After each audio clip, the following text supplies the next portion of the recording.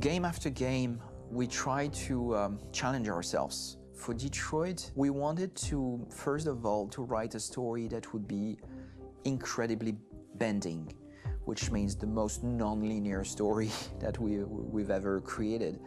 And we wanted really the player to have the possibility to change the story, change his own journey. When you're writing at Quantic, you're writing for an interactive medium. You know, when you're working in television, you'll put a character in a difficult situation, and you as a writing team will argue about what would that character do. But ultimately, you have to decide what happens, and you just show the audience. What's interesting about interactive drama is you bring the player into that conversation, and it changes your job slightly as a writer, because your job is to provide a narrative context in which the player can write his own story. You're giving him this kind of narrative Lego that he's going to snap together into his own shape. You also have the ability to make your audience attach themselves to your characters, because the audience is in some sense responsible for what happens to the characters. It's just a few cans. Come on, let's go. We have some cash now. You used me to steal that money. How could you do that? I trusted you. What is a bit specific about these scripts is how large they are. If you take a film script, there are about 100 pages. But here we have to deal with a script that is between 4,000 and 5,000 pages. Everything becomes bigger because we don't just tell one story, but we tell all the possible stories that can be told within this narrative space.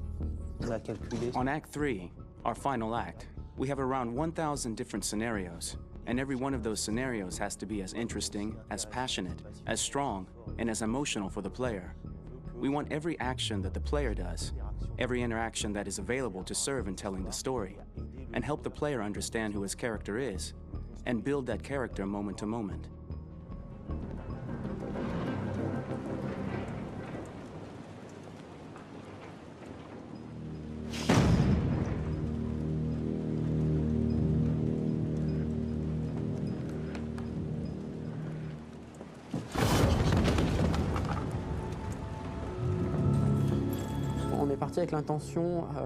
We started with the intention pretty early on that we would never lie to the player.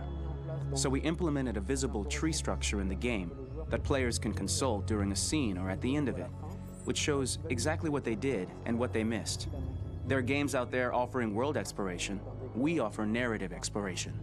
You know, keeping control of such a wide and large story is a huge challenge. So, same thing when you shoot with actors, because you will need to shoot many different versions of each dialogue, of each scene. For actors, it's a huge, huge challenge. Because of the style of the game, you have so many different ways that the character can go.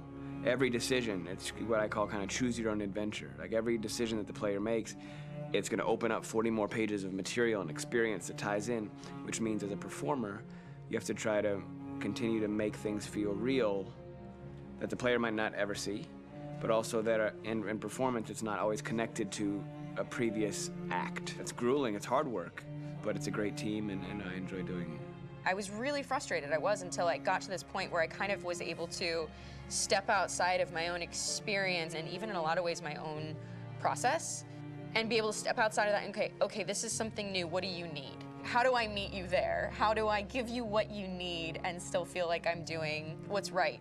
And once I did that, then all of a sudden it got really fun. It was much freer, and having to approach it in a new way and think about the player and think about how it serves them and what I'm doing for them or what I'm letting them into. It's really, I think, helped me grow in general. Remember, there's nothing on the left. That's all. So it's probably all there. And then make her come first, close. But I think you would go first to check that it's safe. Okay, sure.